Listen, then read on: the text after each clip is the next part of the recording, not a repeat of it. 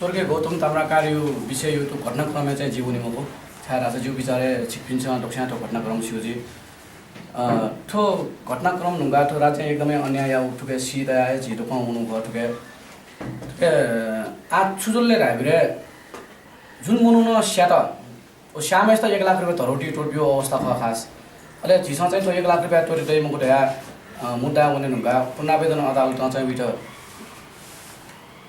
गयो किसिमको फैसला हेर्दा छ जिल्ला अदालत एउटै फैसला थुन्चेकमा बसेर टोट्यो भयो वो फैसला त बदरेना चाहिँ मको ठो रामप्रसाद पौडेल लामपट्टि मुनिर चाहिँ कुना कारबाहीमा अनुसन्धान यामा ढुटी फैसला छौ यान मि ढुङ्गा उइट कुना टे ढुङ्गल वो रामप्रसाद पौडेल लामपट्टि चाहिँ हाल दिल्ली बजार कारागार कुना टौटो उइट तुके जाजोले आफ्नो वो बोली पा आफ्नो बोलीको चाहिँ ठ्याक ढाका उठ्यो जुन जुन न केसी जो दिन कुनु चाहिँ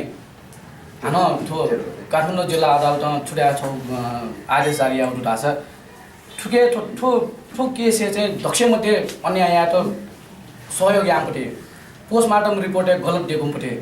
पोस्टमार्टम रिपोर्ट न गयो यान्त उडा छ चिकिन्छ छौको चाहिँ जानकारी भी पोस्टमार्टम रिपोर्ट न महत्त्वपूर्ण रिपोर्ट खाओ पोस्टमार्टम रिपोर्ट थाउटे वो रिपोर्ट